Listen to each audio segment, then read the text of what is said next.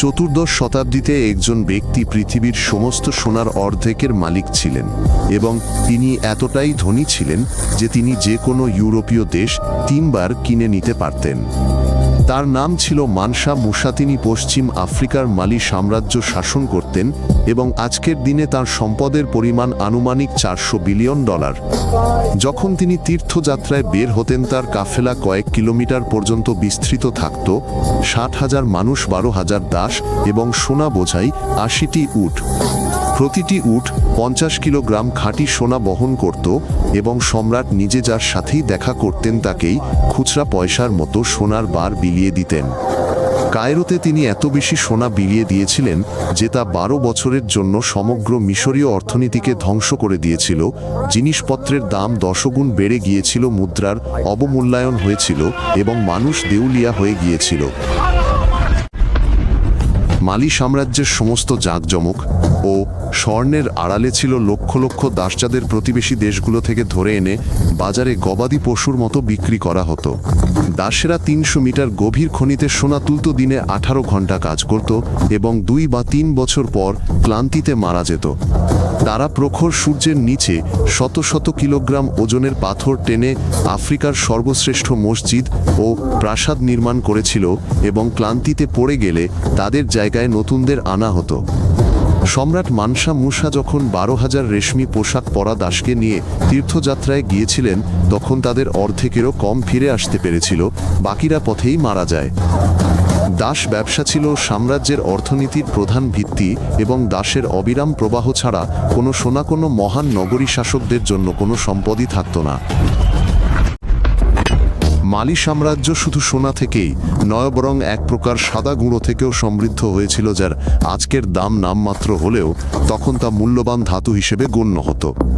লবণ এতটাই দামি ছিল যে মরুভূমির বণিকরা 1 কিলোগ্রাম লবণের বিনিময়ে 1 কিলোগ্রাম খাঁটি সোনা নিত, কারণ লবণ ছাড়া মাংস একদিনের মধ্যেই পচে যায়।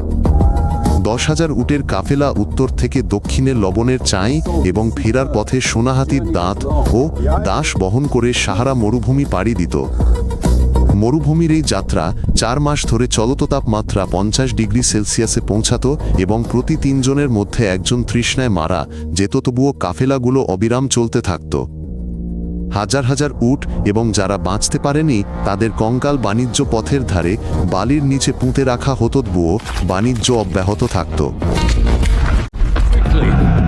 সাহারা মরুভূমির প্রান্তে 3টি শহর ছিল যেগুলো চতুর্দশ শতকে প্যারিস, লন্ডন ও রোমের সম্মিলিত সম্পদের চেয়েও বেশি ধনী ছিল। টিম্বুকটু ছিল বিশ্ব বাণিজ্যের কেন্দ্র, যেখানে ইউরোপ, এশিয়া ও সমগ্র আফ্রিকা থেকে আসা কাফেলাগুলো মিলিত হতো এবং শত শত বাজার ও দোকানের মধ্যে দিয়ে নদীর মতো সোনা বয়ে যেত। জেন্নে শহরে ছিল 20 মিটার উঁচু এক চমৎকার মাটির মসজিদ, যেখানে একসঙ্গে 12,000 মানুষ নামাজ পড়তে পারত। গাও ছিল সাম্রাজ্যের রাজধানী, যেখানে সম্রাট 10টি ফুটবল মাঠের সমান একটি প্রাসাদে বাস করতেন, যা দিনরাত 5,000 সৈন্য দ্বারা সুরক্ষিত থাকত। এই শহরগুলো এতটাই উন্নত ও সুরক্ষিত ছিল যে ভ্রমণকারীরা তাদের সোনার থলেগুলো রাস্তায় অরক্ষিত অবস্থায় ফেলে রাখত এবং কেউ সেগুলো স্পর্শ করত না।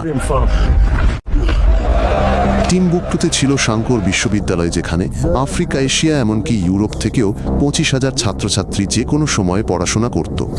সেখানে গণিত, জ্যোতির্বিদ্যা, চিকিৎসাবিদ্যার সায়ানাইন এবং দর্শন তৎকালীন অক্সফোর্ড ও সোরবনের চেয়েও উন্নত মানের শিক্ষায় পড়ানো হতো।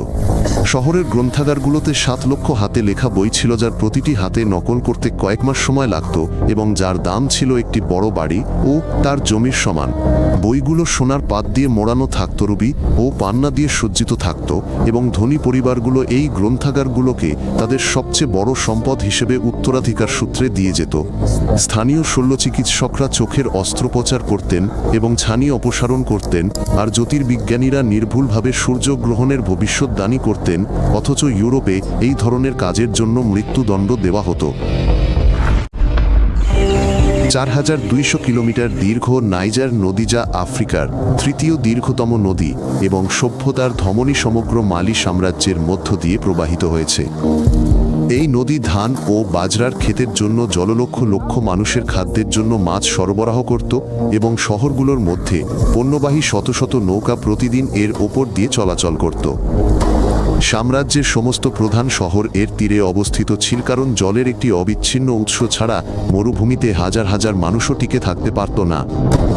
প্রতি বছর বর্ষাকালীন নদীটি কয়েক 10 কিলোমিটার প্রশস্ত হয়ে প্লাবিত হতো, ক্ষেত ডুবিয়ে দিত এবং ভবিষ্যতের ফসলের জন্য উর্বর পলি রেখে যেত। কিন্তু যখন জলবায়ু পরিবর্তিত হতে শুরু করল এবং বৃষ্টিপাত কমে গেল, তখন নদীর জলস্তর 3 মিটার নিচে নেমে গেল, ফসল নষ্ট হয়ে গেল এবং সমগ্র সাম্রাজ্যে দুর্ভিক্ষ ছড়িয়ে পড়ল। 1337 সালে মানসা মুসার মৃত্যুর পর কয়েক দশকের মধ্যেই সাম্রাজ্যটি ভেঙে পড়তে শুরু করে। তার উত্তরাধিকারীরা দুর্বল শাসক হিসেবে প্রমাণিত হন এবং দেশ শাসনের পরিবর্তে সিংহাসনের জন্য একে অপরের সাথে লড়াই করেন, ভাই ও ভাতিজাদের হত্যা করেন। বিশাল ভূখণ্ডটি নিয়ন্ত্রণহীন হয়ে পরে প্রদেশগুলো কর দিতে অস্বীকার করে এবং স্থানীয় সর্দাররা একের পর এক স্বাধীনতা ঘোষণা করে। সোনার খনিগুলো নিঃশেষ হয়ে যায়, অন্যত্র লবণ উত্তোলন সস্তা হয়ে পড়ে এবং 50 বছরের মধ্যে সাম্রাজ্যের আয়ের প্রধান উৎসগুলো শুকিয়ে যায়। 16 শতাব্দীর শুরুতে বিশ্বের সর্বশ্রেষ্ঠ সাম্রাজ্যের কেবল শহরগুলোর ধ্বংসাবশেষই অবশিষ্ট ছিল, যা ধীরে ধীরে এগিয়ে আসা মরুভূমির বালিতে চাপা পড়ছিল। 1890 সালে ফরাসি সেনাবাহিনী মালি আক্রমণ করে এবং 8 বছরের মধ্যে বলপূর্বক পুরো দেশটি দখল করে নেয়। ফরাসিরা একটি নৃশংস শাসন ব্যবস্থা প্রতিষ্ঠা করে, যার অধীনে স্থানীয় বাসিন্দাদের কোনো অধিকারই ছিল না এবং তারা তুলার বাগানে কৃতদাস হিসেবে কাজ করত। 16 থেকে 50 বছর বয়সী সকল পুরুষকে সম্পদ রপ্তানির জন্য রেলপথ নির্মাণে বাধ্য করা হতো এবং যারা অস্বীকার করত তাদের বিনা বিচারে ঘটনাস্থলেই গুলি করে হত্যা করা হতো। ফ্রান্স মালি থেকে সোনাতুলারা বারকাঠ এবং চীনাবাদাম রপ্তানি করলেও 70 বছরে একটিও স্কুল, হাসপাতাল বা কারখানা নির্মাণ করতে ব্যর্থ হয়। স্বাধীনতার সময় জনসংখ্যার 95% ছিল নিরক্ষর এবং মানুষের জীবনযাত্রা 500 বছর আগের মধ্যযুগীয় সম্রাটদের আমলের চেয়েও খারাপ ছিল। 1960 সালে মালি স্বাধীনতা লাভ করে, কিন্তু এর প্রথম রাষ্ট্রপতি মদিবো কেইতা দেশটিকে এক বিপর্যয়ের মধ্যে দিয়ে নিয়ে যান। তিনি সোভিয়েত ধাঁচের সমাজতন্ত্র প্রতিষ্ঠার চেষ্টা করেন, সমস্ত ব্যক্তিগত প্রতিষ্ঠানকে জাতীয়করণ করেন এবং 3 বছরের মধ্যে দেশের অর্থনীতি অর্ধেকে ভেঙে পড়ে। 1968 সালে সামরিক বাহিনী একটি অভ্যুত্থান ঘটায়, রাষ্ট্রপতিকে গ্রেপ্তার করে এবং 1 সপ্তাহ পরে কারাগারের নির্যাতনের ফলে তার মৃত্যু হয়। তারপর থেকে মালিতে 5টি সামরিক অভ্যুত্থান হয়েছে, যেখানে প্রতি 10 বছর অন্তর সহিংসতার মাধ্যমে ক্ষমতার পালাবদল ঘটেছে এবং রাষ্ট্রপতিদের ক্ষমতাচ্যুত, কারারুদ্ধ বা গুপ্ত হত্যা করা হয়েছে। গত 60 বছরে দেশটিতে গণতন্ত্র কখনো শিকড় গাড়তে পারেনি, কারণ সেনাবাহিনী ক্রমাগত রাজনীতিতে হস্তক্ষেপ করে এবং কাউকে শান্তিপূর্ণভাবে শাসন করতে বাধা দেয়। মালির ভূগর্ভস্থ খনিগুলোতে শত শত বিলিয়ন ডলার মূল্যের বিশাল সোনা ও ইউরেনিয়ামের ভাণ্ডার রয়েছে, কিন্তু দেশটি কেবল যুদ্ধই ভোগ করেছে। কানাডা ও চীনের বিদেশি কোম্পানিগুলো সোনার খনিগুলো দখল করে মুনাফার 90% পকেটস্থ করছে, অথচ শ্রমিকদের দিনে মাত্র $1 মজুরি দেওয়া হয়। 1950-এর দশকে ইউরেনিয়াম খনন শুরু হয়েছিল এবং এটি ফরাসি পারমাণবিক বোমা ও পারমাণবিক বিদ্যুৎ কেন্দ্রের চুল্লি তৈরিতে ব্যবহৃত হতো। প্রতিটি প্রধান খনির চারপাশে সেনাবাহিনী, বিদ্রোহী এবং সন্ত্রাসীদের মধ্যে অবিরাম লড়াই চলে, যাদের প্রত্যেকেই খনিগুলো নিয়ন্ত্রণ করতে এবং ধাতু বিক্রি করতে চায়। সাধারণ বাসিন্দারা এই প্রাকৃতিক সম্পদ থেকে কিছুই পায় না, বরং বিষাক্ত ধূলিকণা, শ্বাস নিয়দূষিত পানি পান করে এবং গোলাগুলির মধ্যে বাস করে। 1970-এর দশকের শুরু থেকে মালির জলবায়ু ভয়াবহভাবে পরিবর্তিত হয়েছে। বৃষ্টিপাত 3 গুণ কমে গেছে এবং প্রায় পুরোপুরি থেমে গেছে। সাহারা মরুভূমি প্রতি বছর 5 কিলোমিটার হারে দক্ষিণে এগিয়ে আসছে, গ্রামগুলোকে গ্রাস করছে এবং উর্বর ক্ষেতগুলোকে মৃত বালিতে পরিণত করছে। 1980-এর দশকে খরা ও ব্যাপক দুর্ভিক্ষে 1,20,000 মানুষ মারা যায় এবং 30 লক্ষ মানুষ গৃহহীন, গবাদি পশুহীন ও ভূমিহীন হয়ে পড়ে। নাইজার নদী এতটাই অগভীর হয়ে গেছে যে কিছু জায়গায় হাঁটু সমান জলে হেঁটে পার হওয়া যায়। জেলেরা তাদের কাজ হারাচ্ছে এবং তাদের সন্তানদের খাওয়াতে পারছে না। এখন মালির জনসংখ্যার 50% দুর্ভিক্ষের ঝুঁকিতে বাস করে। ফসলের পরিমাণ প্রতি বছর কমছে এবং অন্যান্য দেশ থেকে খাদ্য আমদানি করতে হচ্ছে। দারিদ্র যুদ্ধ এবং দুর্ভিক্ষ সত্ত্বেও মালি বিশ্বকে এমন সঙ্গীত উপহার দিয়েছে যা আধুনিক সংস্কৃতিকে চিরতরে বদলে দিয়েছে। এখান থেকেই ব্লুজ শৈলীর জন্ম, যা পরবর্তীতে রকতজাজ হিপ হপ এবং আজকের কোটি কোটি মানুষের শোনা প্রায় সমস্ত সঙ্গীতে রূপান্তরিত হয়েছে। মালির সঙ্গীত শিল্পী আলী ফারকা তুরে এবং তুমানি দিয়াবাতে 3টি গ্র্যামি পুরস্কার জিতেছেন এবং বিশ্বের প্রধান প্রধান উৎসবে লক্ষ লক্ষ দর্শকের সামনে সঙ্গীত পরিবেশন করেছেন। গ্রিওটোরা অর্থাৎ বংশানুক্রমিক সঙ্গীত শিল্পী ও গল্পকার রাজারা 27 বছর ধরে গানের মাধ্যমে মালির ইতিহাস তুলে ধরেছেন। তারা এখনও এই দেশে বাস করেন। মালির অধিবাসীদের জন্য সঙ্গীত কেবল বিনোদনের চেয়েও বেশি কিছু। এটি তাদের গৌরবময় অতীতের স্মৃতিকে সংরক্ষণ করার এবং তা তাদের সন্তানদের কাছে পৌঁছে দেওয়ার একমাত্র উপায়। 2012 সালে ইসলামপন্থী ও সন্ত্রাসীরা প্রাচীন টিম্বুকটু সহ দেশের সমগ্র উত্তরাঞ্চলের নিয়ন্ত্রণ দখল করে নেয়। তারা শরিয়া আইনের সবচেয়ে কঠোর রূপ চাপিয়ে দেশসঙ্গীত নিষিদ্ধ করে, মেয়েদের স্কুল বন্ধ করে দেয় এবং যে কোনো লঙ্ঘনের জন্য প্রকাশ্যে মৃত্যুদণ্ড কার্যকর করা শুরু করে। জঙ্গিরা টিম্বুকটুর গ্রন্থাগারগুলোতে থাকা 4000 প্রাচীন পাণ্ডুলিপি পুড়িয়ে দেয়, যা 700 বছরের পুরনো সাংস্কৃতিক ঐতিহ্যকে ধ্বংস করে দেয়। ফ্রান্স 4000 সৈন্য মোতায়েন করে এবং 3 মাসের লড়াইয়ে প্রধান শহরগুলো পুনরুদ্ধার করে, কিন্তু সন্ত্রাসীরা মরুভূমিতে পিছু হটে এবং প্রতিদিন তাদের হামলা চালিয়ে যায়। এখন দেশের সমগ্র উত্তরাঞ্চল একটি সক্রিয় যুদ্ধক্ষেত্র, যেখানে বেসামরিক নাগরিক সৈন্য এবং শান্তিরক্ষীরা প্রতিদিন নিহত হচ্ছে এবং এর কোনো শেষ দেখা যাচ্ছে না। 2021 সালে মালির সামরিক সরকার ফরাসিদের বহিষ্কার করে এবং ওয়াগনার গ্রুপের রুশ ভাড়াটে সৈন্যদের আনুষ্ঠানিকভাবে আমন্ত্রণ জানায়। ওয়াগনার গ্রুপ সন্ত্রাসীদের বিরুদ্ধে লড়াইয়ের অজুহাতে এসে অবিলম্বে দেশের সোনার খনি এবং ইউরেনিয়াম ভাণ্ডারের নিয়ন্ত্রণ নিয়ে নেয়। ভাড়াটে সৈন্যরা বাসিন্দাদের সন্ত্রাসীদের সমর্থনের অভিযোগে অভিযুক্ত করে গোটা গ্রাম জুড়ে গণহত্যা চালাচ্ছে এবং 2 বছরে 500 জনেরও বেশি বেসামরিক নাগরিককে হত্যা করেছে।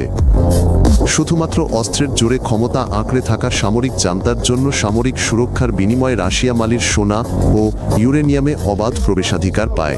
ইউরোপীয় দেশগুলো এবং মার্কিন যুক্তরাষ্ট্র নিষেধাজ্ঞা আরোপ করে ও সাহায্য বন্ধ করে দেয়, কিন্তু এতে সাধারণ মানুষের জীবনযাত্রা আরও দুর্বিষহ হয়ে ওঠে। আর এদিকে ভাড়াটে সৈন্যরা তাদের অবস্থান আরও শক্তিশালী করে তোলে।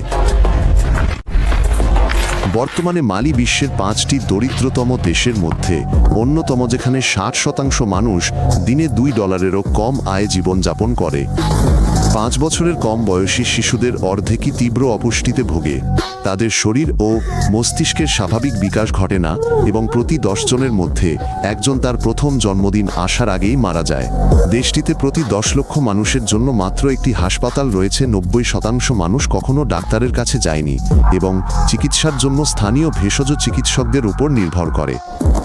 প্রাপ্ত বয়স্কদের মধ্যে মাত্র 30% পড়তে ও লিখতে পারে, কারণ সেখানে প্রায় কোনো উপযুক্ত স্কুল নেই এবং যেগুলো আছে সেগুলো হয় যুদ্ধে ধ্বংস হয়ে গেছে অথবা খালি পড়ে আছে। গড় আয়ু 59 বছর, যা বিশ্ব গড়ের চেয়ে 25 বছর কম। মালির পরবর্তী অবস্থা কি হবে তা কেউ বলতে পারে না, কারণ এর সমস্ত সমস্যা বছরের পর বছর ধরে কেবল আরও খারাপ হচ্ছে। জলবায়ু উষ্ণতর হচ্ছে, জলের অভাব বাড়ছে, সন্ত্রাসীরা অর্ধেক ভূখণ্ড নিয়ন্ত্রণ করে এবং সরকার কেবল বিদেশি ভাড়াটে সৈন্যদের বেনেটের জোরে টিকে আছে। তরুণরা দলে দলে দেশ ছেড়ে মরুভূমি ও সমুদ্র পেরিয়ে ইউরোপে পালাচ্ছে। প্রতি বছর হাজার হাজার মানুষ ডুবে মারা যায়, কিন্তু এই স্রোত কখনো থামে না। শত শত বিলিয়ন ডলার মূল্যের সোনা এবং ইউরেনিয়াম এখনও মাটির নিচে চাপা পড়ে আছে, কিন্তু সেগুলো জনগণকে সাহায্য করার পরিবর্তে কেবল সৈন্য, সন্ত্রাসী এবং চোরদের আকর্ষণ করে। মালি একসময় বিশ্বের সবচেয়ে ধনী সাম্রাজ্য ছিল, পৃথিবীর অর্ধেক সোনার মালিক ছিল, আর আজ এটি পৃথিবীর সবচেয়ে বিপজ্জনক এবং দরিদ্রতম স্থানগুলির মধ্যে একটি। যদি এটি আপনার আকর্ষণীয় মনে হয় তাহলে সাবস্ক্রাইব করুন, যাতে আপনি নতুন পর্বগুলি মিস না করেন। আমরা আলোচনা সংক্ষিপ্ত এবং সরাসরি মূল বিষয় রাখি।